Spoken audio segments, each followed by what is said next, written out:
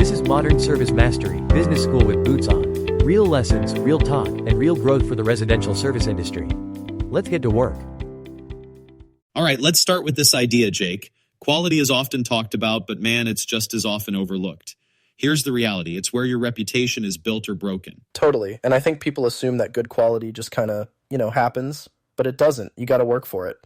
Exactly. And here's the thing. Consistent quality, delivering the same high standard on every single job is what earns you trust and, more importantly, referrals. I had this one client. Ooh, story time. I love this already. Yeah. So this client initially hired us because her neighbor recommended our work. We built this gorgeous patio, painstakingly aligned every stone, double-checked every joint. Then, after it was done, we did the walkthrough. You know what clinched it for her? The patio? Nope, it was the cleanup. After we packed up, she said the yard looked better than before we arrived. That attention to detail, our quality, turned her into a lifelong advocate. She sent over 6 new clients our way since then. Wow. 6 clients from one job? That's some serious ROI. And all because you didn't leave like a random soda can lying around. Exactly. This is what I mean by obsessing over the details. It's not about the big flashy moves. It's about the small things, clean edges, tight fits, straight lines that create trust. It's what turns one-time clients into, walking advertisements for your business. And it's crazy how quickly that can shift in the other direction. Like you miss one detail, one tiny thing, and instead of trust, you've got, let's call it the opposite. It's brutal. It is. And that's why I always stress the habit of quality. You don't just do it right sometimes. You do it right every time. So it's like muscle memory? You hammer it in until it's second nature.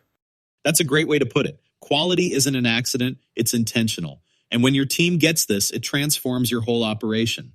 All right, but here's the real question. How do you get people to buy in? Like not just doing it because you're telling them to, but actually caring about quality? That, Jake, is where leadership comes in. We'll get into how the best companies like Ritz-Carlton empower their teams to ensure consistency.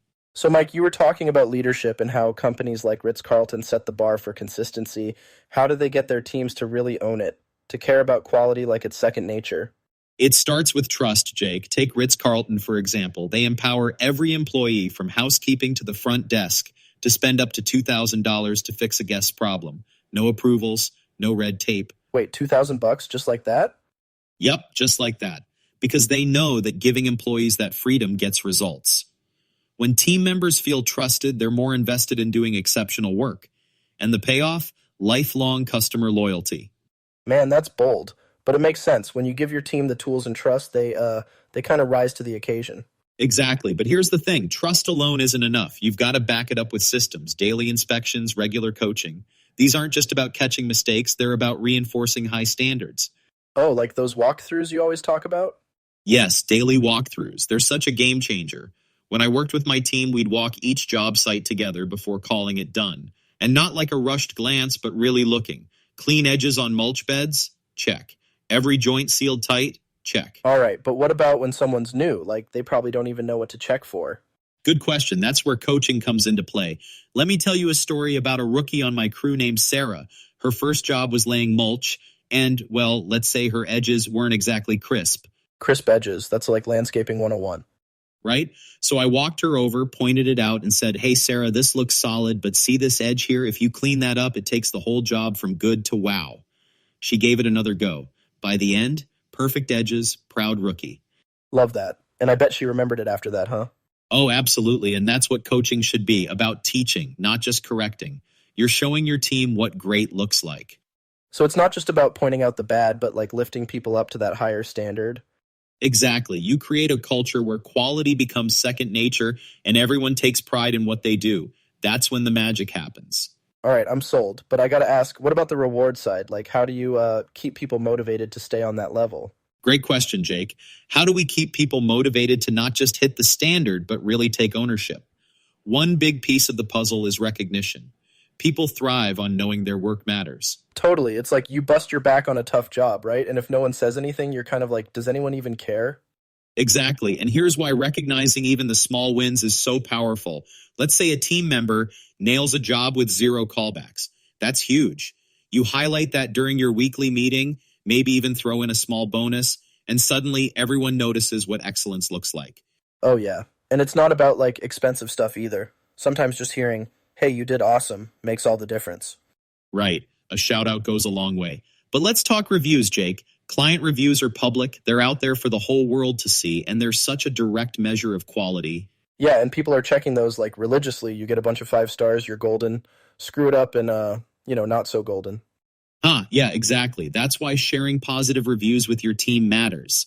It reinforces that their hard work, obsessing over those little details pays off. It creates pride.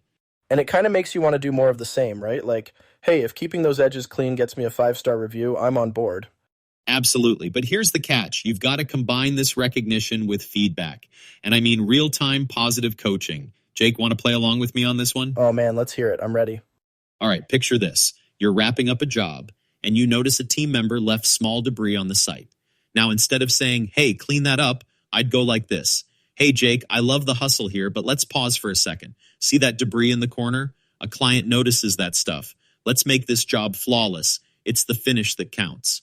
Nice. So it's more about showing them the bigger picture, not just barking orders. Exactly. You want them to feel like they're part of something, not just a task, but a reputation, a standard of excellence. When you do this consistently, Jake, suddenly they're coaching themselves. All right. I'm hearing you. Recognition, feedback, keeping it positive. It's making people proud of what they're putting out there. You've got it. And when teams take ownership like that, your culture changes. Quality becomes automatic, not forced. Every review, every zero callback becomes a reflection of that pride. And that right there is what keeps people coming back, huh? That's the game, Jake. And listeners, if there's one thing to take from this, it's that quality isn't just in the work. It's in the mindset, the feedback, and the recognition. Build that, and you build something remarkable. And on that note, thanks for hanging out with us today. All right, Mike, this was solid. Solid indeed. And to everyone listening, keep obsessing over those details. Until next time, take care and keep raising that bar. Thanks for listening to Modern Service Mastery Business School with Boots On. If this episode helped you lead, grow, or think differently, share it with your crew and keep the momentum going.